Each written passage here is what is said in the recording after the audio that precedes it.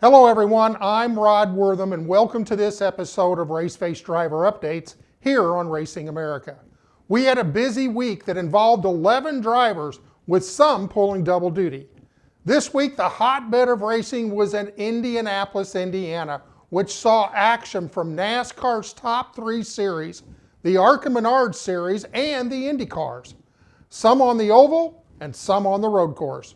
We also had junior late models in California, pro late models in Idaho, legends and bandoleros in Georgia, Cars Tour in North Carolina, and quarter midgets in Tulsa. That's a lot of racing, so let's get right to the results.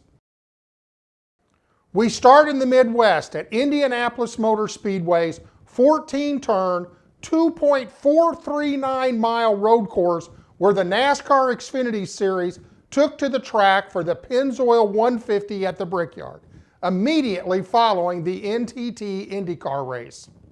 Sheldon Creed qualified his number 2 Richard Childress Whelen Engineering Trench Shoring IBEW Chevrolet in 15th. The team struggled with balance most of the race, but had a late race strategy that gave them an opportunity to have a top 5 finish before getting turned in the closing laps, resulting in a 23rd place finish. We caught up with Sheldon on Monday for his race recap. What's going on, guys? I've been having a great weekend here in Indy so far. I've been here since last Thursday, and I'm here till the end of the week to do some midget racing. But started the weekend off great with a great round of golf, thanks to Team Chevy, and got to play with some IndyCar and some fellow NASCAR racers. Wouldn't say my golf game's great, but love the game and always trying to be better. So had a lot of fun Thursday playing golf with everyone. Then just jumped right into the weekend. Kind of fought balance a lot with our race car, but we had some speed there. Was able to get up to run around 3rd and 4th there with some strategy, and actually probably I think would have probably finished 4th or 5th had we not got turned by Ross there. But yeah, just how racing goes sometimes, and yeah, sometimes you get turned and sometimes you turn people. So not great for points, but we're going to look on to Michigan next weekend, racing the midget this week here in Indy in the infield, debuting in the midget. So want to do this for years. I've wanted to run Chili Bowl for years, and I always said if I was going to run Chili Bowl, I'm going to run midget a few times before that. So hopefully this is the first of many more to come this year, and hopefully we can run good. Sheldon even got in a few holes of golf. Up next for Sheldon, Michigan International Speedway on Saturday. Anthony Alfredo was also at the Brickyard in his number 23 K&L Ready Mix Chevrolet, where he qualified 26th. The Our Motorsports team made gains throughout the race and feel like they are moving their road course package in the right direction, and that showed up with a top 20 finish of 18th. We caught up with Anthony right after the race. Man, so bummed. We had a really great K&L Ready Mix Chevrolet Camaro here at Indy. Probably our best road course car of the year so far. Just got wheel hop into turn 1 there and spun around, but it really didn't matter because we ended up opting to stay out at the end of stage 2, and it went green flag the rest of the way, which was pretty unbelievable. So never caught a caution to get up there because I know we could have maintained that track position, but something to be proud of, bringing a really fast car. Not the finish we wanted or could have had, but it's all good. We're getting better every week, and that's all I could ask for. Up next for Anthony, Michigan International Speedway on August 6th. Catch all of the action at 3 p.m. Eastern Time on the USA Network. So if you are an avid race fan, the Indy area was the place to be over the weekend. I personally think having weekend events like this is great for our sports, and I hope to see more of them in the future. We're going to take a quick break, and when we come back, we check in on Jesse Love and Connor Mozak, who were at IRP, plus Caden Honeycutt in the Cars Tour at Hickory. How did they fare? We'll find out when we return with more Raceface Driver updates here on Racing America. My name's Carter Whalen, and you're watching Raceface Driver Updates on Racing America. Welcome back. Jesse Love was back in the ARCA Menards series at Indianapolis Raceway Park in his number 20 Crescent Tools Toyota with Venturini Motorsports for the Reese's 200. Jesse qualified second, only 6/1000ths of a second off the pole speed set by Sammy Smith. Jesse ran in the top 5 for most of the race, but lost the handle of the card in the closing laps and finished 6th. Jesse then made the trip to Macon Speedway for the Power Eye Midget Series in his number 84 Toyota Chad Boat Prepared Midget. Jesse topped the speed charts in practice, and that carried over to capturing the pole award. Jesse finished 4th in his heat race and brought home an 8th place finish in the feature. We caught up with Jesse to get his take on both races. Hey everyone, it's Jesse Love. Just finished up our doubleheader weekend at Macon in the Midget and IRP in the ARCA car. Proud of what our Crescent Tools number 20 TRD Toyota Camry team did throughout the weekend. Qualified second and had a battle through some adversity and finished 6th at IRP. Drove through the night and drove to Macon to run a midget for the first time for me outdoors in 2 years. We went quick time in our hot lap deal, my first time in 2 years running a midget, so had to knock the rest off quick, and we did just that. So pill draw for your heat race. We started 8th and drove to 4th. That started us 9th for the feature. And lap 1 had some contact that sent us to the rear, and we were able to drive back to a top 10 and finish 8th, and we were still moving forward at the end. So a lot of speed, and looking forward to Ironman 55 this weekend. Up next for Jesse, back to the dirt at I-55 Speedway in Pevely, Missouri on August 5th and 6th. Connor Mozak was also at IRP in his number 23 Brett Holmes Chevrolet with Nick Taylor and Interstate Foam and Supply on board for the weekend. Connor struggled in both practice and qualify, putting up an 11th fastest time, but the team made the right changes and finished with another top 5 in 5th. That's 6 top 5 finishes and nothing outside the top 10 in 8 starts. Let's check in with the driver for his take on the race. P5 here at Indy. I feel like overall it was a good finish for us. We really struggled in practice, qualifying, and a little bit at the beginning of the race. We were really tight all day, especially on exit, so Shane kept making really good changes, and we kept getting better and better, and I feel like I kept figuring out the place, and as the car got better, it just helped build speed, and we really had, I think, some solid top 3 speed there at the end. Just was a little bit too far back. It took us a little longer than I'd like to pass a few guys, but I feel like, again, we're always there at the end more so than we are at the front of the race, so just got to figure out how to fire off a little bit better, but still, I think good momentum. You know, we're still at good speed, so hopefully we can build on that. Go to Watkins Glen for our next ARCA race, and then we'll be at Milwaukee for the next oval. Up next for Connor, Trans Am TA2 in Nashville, Tennessee for the Big Machine Music City Grand Prix this weekend as the series runs in conjunction with the IndyCar Series. We are headed for another commercial break, and when we come back, we'll check in on Raceface drivers Casey Klein and Brody Moore in their junior late models, and Jake Bowman in the Legend car, all at Madera Speedway. Interested in winning some free swag from Racing America? Just look for this guy later in the show, write down the lap number, then go to spotterlap.com and enter to win. It's that easy. We'll be right back with more Raceface driver updates here on Racing America. Hi, my name is Joey East, and you're watching Raceface driver updates on Racing America. Welcome back. Casey Klein was at Madera Speedway for round 6 of the 5150 Junior Late Model Series in his number 88 Nate Clower prepared Ford. Casey entered the weekend second in points and qualified third for the 70-lap A main. Casey led the first 3 laps, then settled into second and rode there for the next 67 laps, bringing home a second place finish. and I'm pretty sure he gained some points in his championship quest. Casey then jumped into the Pro Late model for the 100-lap $5,000 to win, where he qualified 14th and brought home a top 10 in 10th.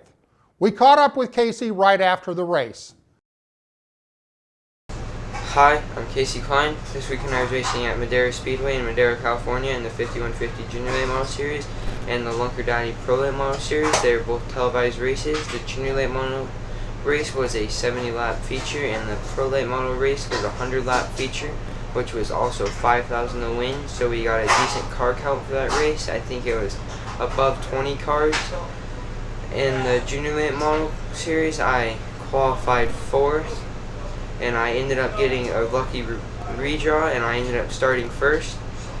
And I had an unfortunate start after 2 restarts, 2 laps in, because we were having a couple wrecks.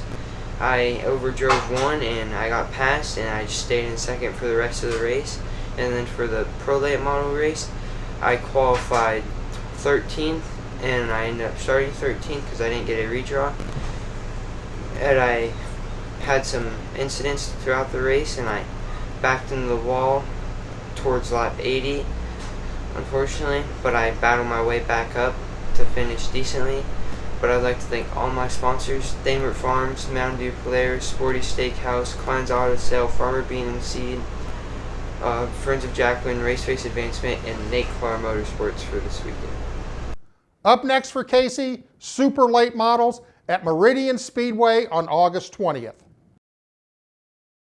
Brody Moore was also at Madera Speedway in his number 78 Garage Condo Charlie Wilson Prepared Chevrolet.